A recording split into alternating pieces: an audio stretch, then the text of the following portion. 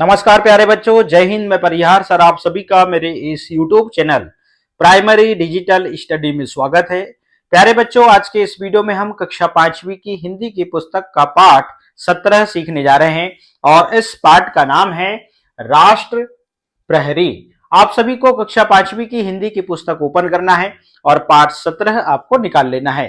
Video को आप शुरू से लेके अंत तक जरूर देखें, क्योंकि इस वीडियो के माध्यम से आप पाठ 17 सीखने जा रहे हैं। बिना देर किए हम वीडियो की शुरुआत करते हैं और इस पाठ को पढ़ना प्रारंभ करते हैं। साथ ही इस पाठ के अभ्यास में जो भी प्रश्न दिए हुए हैं, प्रश्नों के उत्तर भी हम इसी वीडियो में कंप्लीट करने वाले हैं। तो जैसा कि आप स्क्रीन में पाठ 17 देख रहे हैं, इस पाठ में हम क्या क्या सीखेंगे।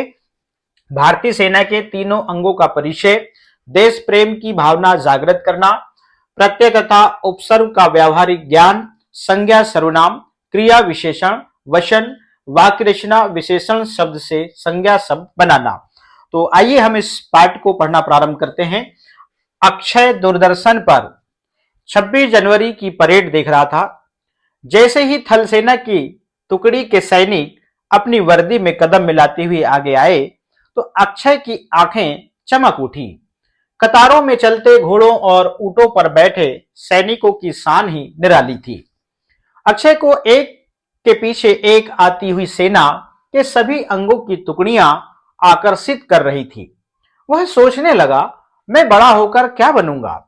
क्या मैं भी ऐसी वर्दी पहनकर शान से परेड में भाग ले सकूंगा? अक्षय मन ही मन एक संकल्प कर बैठा। दूसरे दिन अक्षय ने पुस्तकालय से भारतीय सेना नामक पुस्तक पढ़ने के लिए ली। घर आते ही वह पुस्तक पढ़ने लगा। किसी भी देश की सीमाओं की सुरक्षा का दायित्व उसकी सेना पर होता है। भारतीय सेना के 3 अंग हैं, थल सेना, वायुसेना और नौसेना। तो नौसेना का अर्थ है जल सेना। थल सेना के सैनिक भूमि अर्थात थल पर युद्ध करते हैं। थल सेना में सैनिकों की संख्या सबसे अधिक होती है। एक तरफ हिमालय की ठिठुराने वाली सर्दी और दूसरी तरफ रेगिस्तान की शरीर को झुलसा देने वाली गर्मी। रेत के तूफानों की परवाह न करते हुए सेना के वीर सिपाही हरदम चौकस रहकर अपने देश की सीमाओं की रक्षा करते हैं। थल सैनिकों की वर्दी का रंग गहरा हरा होता है, जो उन्हें पेड़ पौधों में छिपकर शत्रुओं की गतिविधियों का पता लगाने में सहायक होता है। वायुसेना युद्ध के समय हवाई हमलों से देश की रक्षा करती है और थल सेना को आगे बढ़ने में मदद देती है।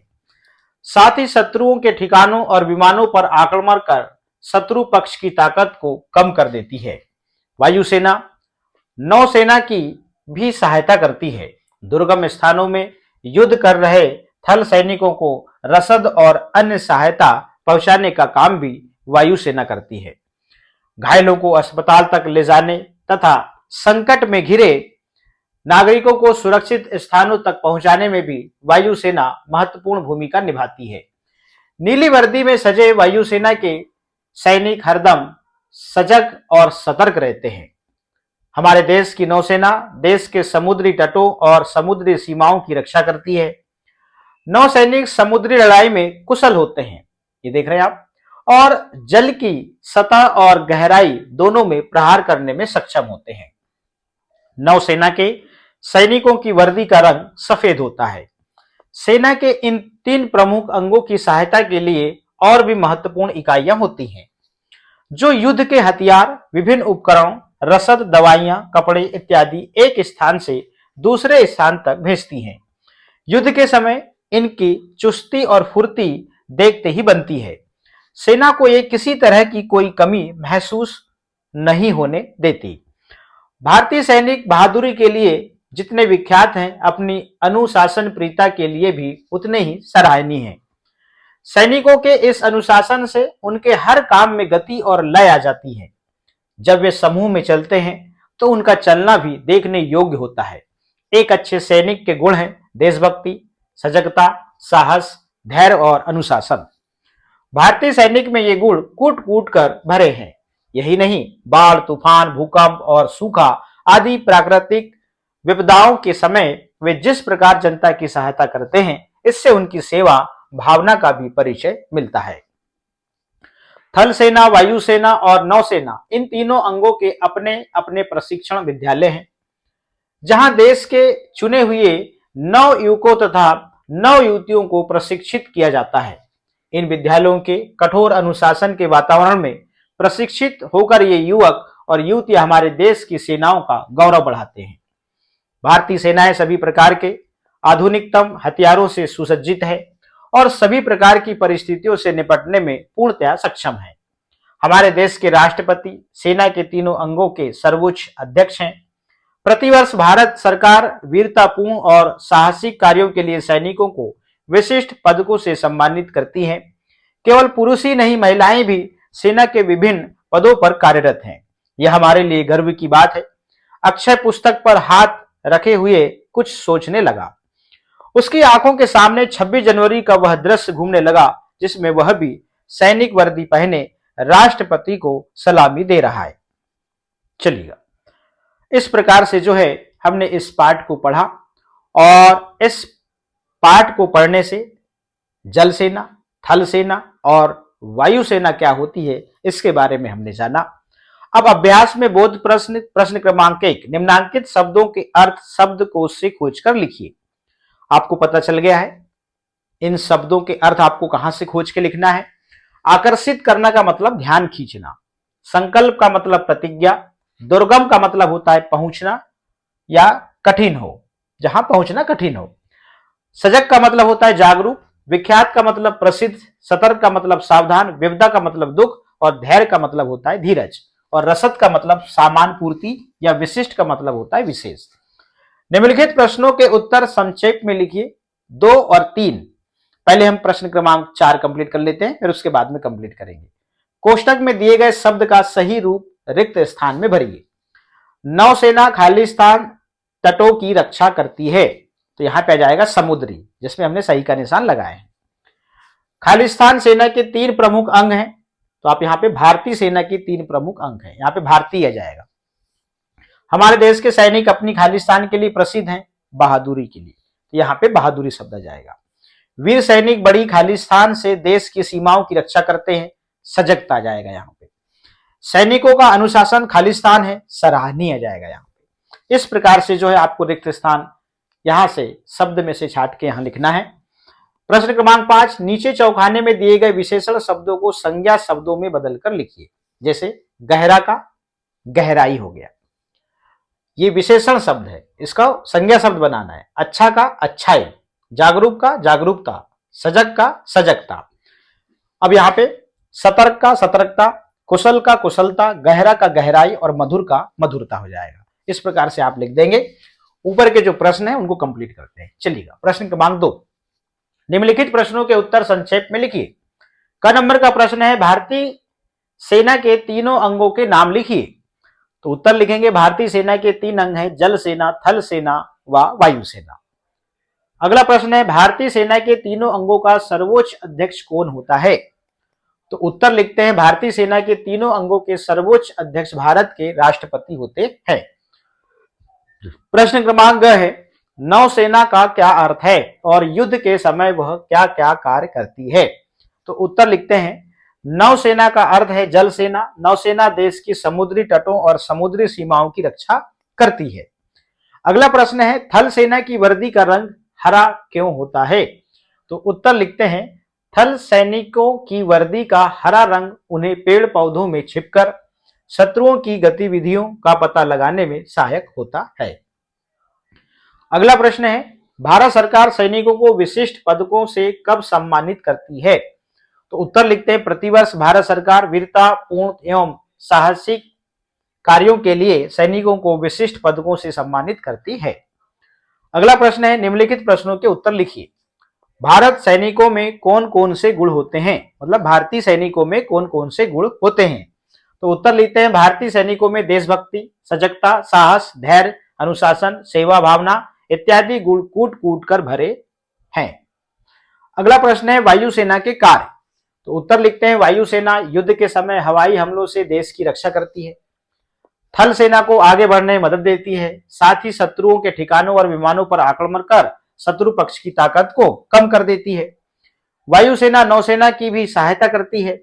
दुर्गम स्थानों में युद्ध कर रहे थल सैनिकों को रसद और अन्य सहायता पहुंचाने का काम भी वायुसेना करती है। घायलों को अस्पताल तक ले जाने तथा संकट में घिरे नागरिकों को सुरक्षित स्थानों तक पहुंचाने में भी वायुसेना महत्वपूर्ण भूमिका निभाती है। अगला प्रश्न है, सेना के तीनों अंगों के सैनिकों को किस प्रकार प्रशिक्षित किया जाता है? तो उत्तर लिखते हैं, सेना के तीनों अंगों के अपने अपने प्रशिक्षण विद्यालय हैं, जहां देश के चुने हुए नाविकों तथा नवयुवतियों को कठोर अनुशासन के वातावरण में प्रशिक्षित किया जाता है। अगला प्रश्न है, सेना किस प्रकार देश की सेवा करती है? तो उत्तर लिखते हैं, सेना के वीर सिपाही हरदम चौकस रहकर देश की सीमाओं की रक्षा करते हैं। देश के अंदर आने वाली प्राकृतिक आपदाओं जैसे बाढ़, तूफान, भूकंप, सूखा इत्यादि के समय सेना के जवान जनता की भरपूर सहायता करते हैं। चलिएगा, अब अगला प्रश्न, भाषा अध्ययन के निम्नलिखित उदाहरण के अनुसार सेना और भावना के पूर्व शब्द जोड़कर नया शब्द बनाइए। चलिएगा, तो सेना के पूर्व कुछ शब्द लिखे हुए हैं, उनसे हमको सेना शब्द जोड़ना है और नया शब्द बनाना है। जैसे थल सेना, फिर हम यहाँ पे नौसेना, तो यहाँ पे लिखेंगे नौ और फिर लिखेंगे से और यहां लिखेंगे ना, तो क्या हो जाएगा? नौसेना। वायु, तो वायु में सेना जोड़ेंगे तो वायु और यहां हो जाएगा से और ये ना, ये हो जाएगा वायुसेना। भारतीय सेना, इस प्रकार से हम यहां पे भारती सेना, ठीक। फिर क्या है? बाल सेना, तो इस प्रकार से जो है हम यहाँ पे बाल में सेना जोड़ देंगे। तो इस प्रकार से हमने सेना के पूर्व जो शब्द लिखे हुए थे उनमें सेना शब्द जोड़ के यहाँ पर नए शब्द बना दिया है। अब आइए, अब भावना, तो भावना के पूर्व शब्द लिखे हुए हैं तो उनके साथ हम भावना जोड़ेंगे और नया शब्द बनाएंगे। जैसे सेवा भावना, तो यहां लिखेंगे फिर दया भावना, क्या लिखेंगे यहां पर? दया भावना, ठीक है ना। इस प्रकार से दया भावना। फिर है भक्ति भावना, यहां लिखेंगे भक्ति भावना।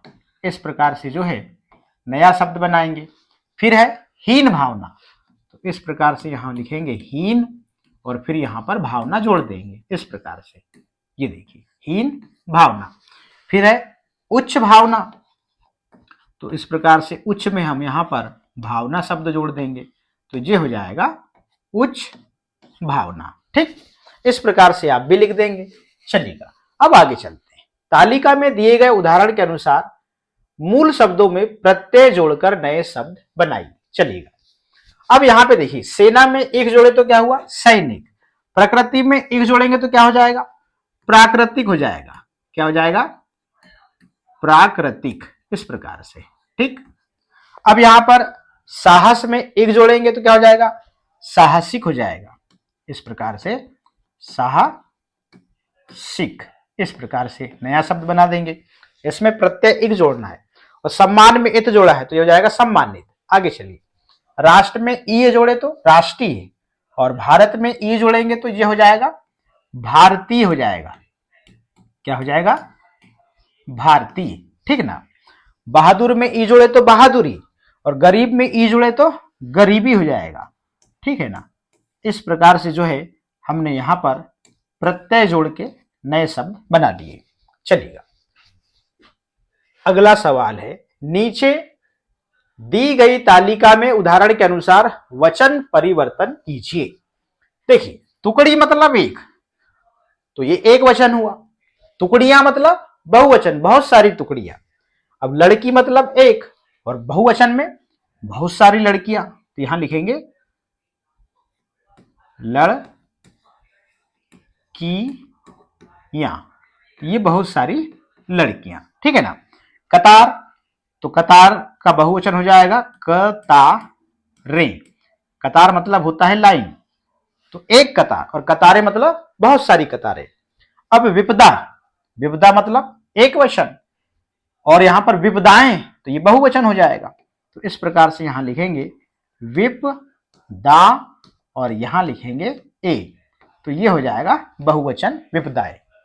घोड़ा घोड़ों, आंख आंखें, तो आंखें जो शब्द होगा वो बहुवचन हो जाएगा। ठीक, सीमा, सीमाएं, तो सीमाएं जो शब्द हो जाएगा वो क्या हो जाएगा, बहुवचन हो जाएगा। ठीक, इस प्रकार से बहु तो बहुएं, इस प्रकार से जो है बहुवचन हम यहां पर बना के लिख देंगे। ठीक है, चलिएगा अब हम चलते हैं आगे। अब यहां पे प्रश्न क्रमांक 4, निम्नलिखित शब्दों में उपसर्ग व प्रत्यय जुड़े हुए हैं, इनमें से उपसर्ग और प्रत्यय अलग अलग करके लिखिए। जैसे सुरक्षित, तो सुरक्षित में मूल शब्द रक्षा है और इसमें उपसर्ग है सु और प्रत्यय है इत। इस प्रकार से सुरक्षित शब्द में सु और इत जो है आप देख रहे हैं, सु उपसर्ग, प्रत्यय इत और मूल शब्द रक्षा। प्रशिक्षित में मूल शब्द है शिक्षा, इसमें प्र लगाएंगे उपसर्ग और प्रत्यय लगेगा इत, तो क्या हो जाएगा प्रशिक्षित। सजगता में मूल शब्द जग है और इसमें उपसर्ग लगा स और प्रत्यय लगा ता। ठीक है ना, इस प्रकार से आप इसको लिख लेंगे। अब अगला प्रश्न, उचित शब्दों को उचित क्रम में रखकर वाक्य बनाएं। अब आपको इनको इस प्रकार से हमने यहां क्रम रख के लिखा हुआ है। क नंबर पे लिखा, अक्षय दूरदर्शन पर 26 जनवरी की परेड देख रहा था। ख, कतारों में चलते घोड़ों और ऊंटों पर बैठे सैनिकों की शान ही निराली थी। ग, अक्षय मन ही मन एक संकल्प कर बैठा। और घ, थल सेना में सैनिकों की संख्या सबसे अधिक होती है। इस प्रकार से जो है प्रश्न क्रमांक 5 का उत्तर वो है। प्रश्न क्रमांक 6, निम्नलिखित वाक्यों में संज्ञा, सर्वनाम, विशेषण और क्रिया छांटकर तालिका में लिखिए। यहां 3 वाक्य हैं।